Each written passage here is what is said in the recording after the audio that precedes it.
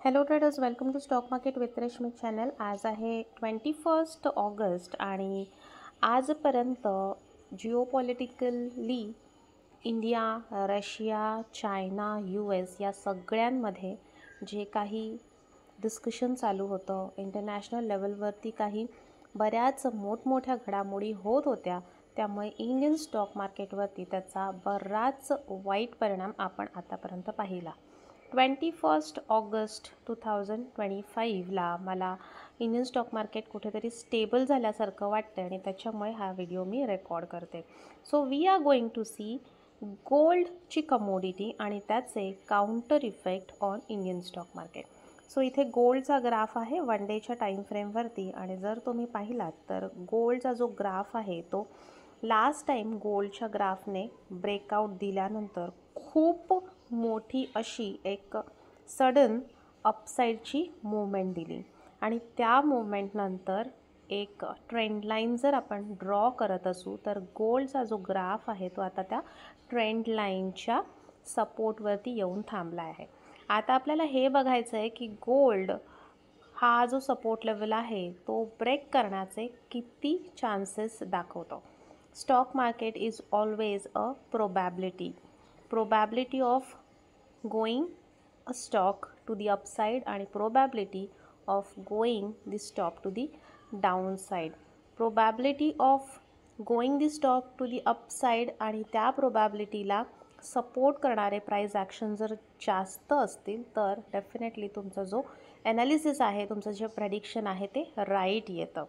तर आता इथे जो आपण गोल्डचा ग्राफ बघतोय, ॲज आय सेड की it is on a 1 day time frame आणि एक छान अशी ट्रेंड लाईन आपण ड्रॉ केली आणि गोल्ड जे आहे ते त्या ट्रेंड लाईनच्या सपोर्ट लेवलवरती येऊन थांबले आणि जर तुम्ही झूम आउट करून पाहिलं तर खूप छान अशी एकदम आयडियल हॅमर कॅन्डल गोल्डने फॉर्म केली आहे.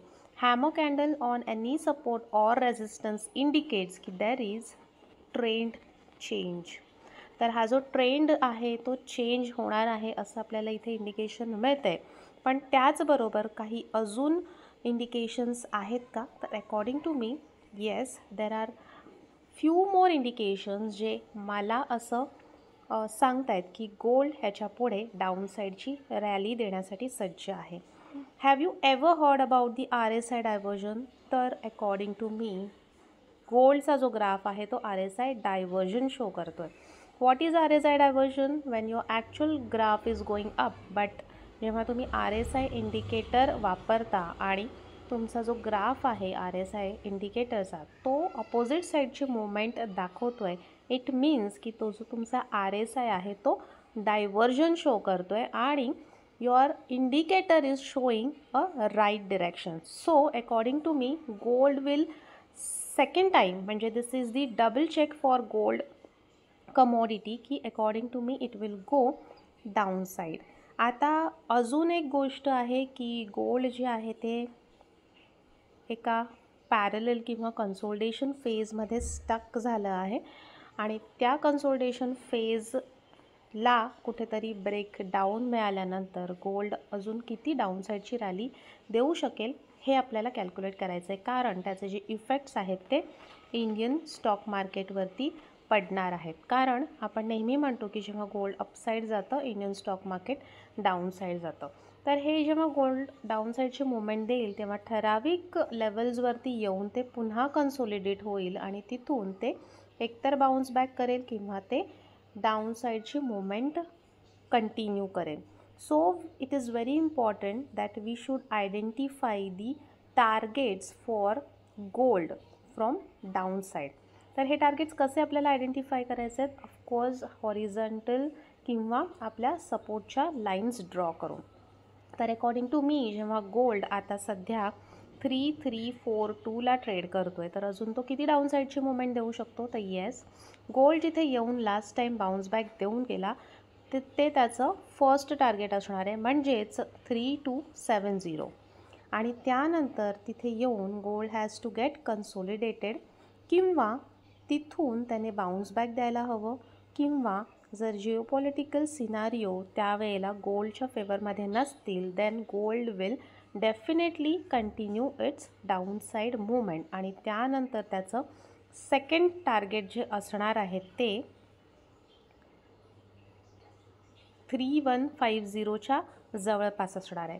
हे सगळे सायकॉलॉजिकल लेवल आहेत, राऊंड फिगर्स आहेत, कारण स्टॉक मार्केटमध्ये सायकॉलॉजी फार मोठा आणि इम्पॉर्टंट रोल प्ले करते. यू मस्ट हॅव ऑब्झर्व की जे काही सपोर्ट किंवा जे काही रेझिस्टन्स आहेत ते मोस्टली राऊंड लेवल्सचे सपोर्ट आणि रेझिस्टन्स आहेत. त्याच सपोर्ट आणि रेझिस्टन्सवरती एकतर बाईंग होते किंवा सेलिंग होते. So according to me, first target for gold is 3270 and then it will be 3150. So let me know in a comment box की इंडियन स्टॉक मार्केटवरती गोल्डच्या अशा डाऊन साईड मुवमेंटचा येत्या काही दिवसामध्ये कसा अपोजिट इफेक्ट होऊ शकतो असं तुम्हाला वाटतं. आणि till then keep trading, have a profitable trade. Thank you for watching.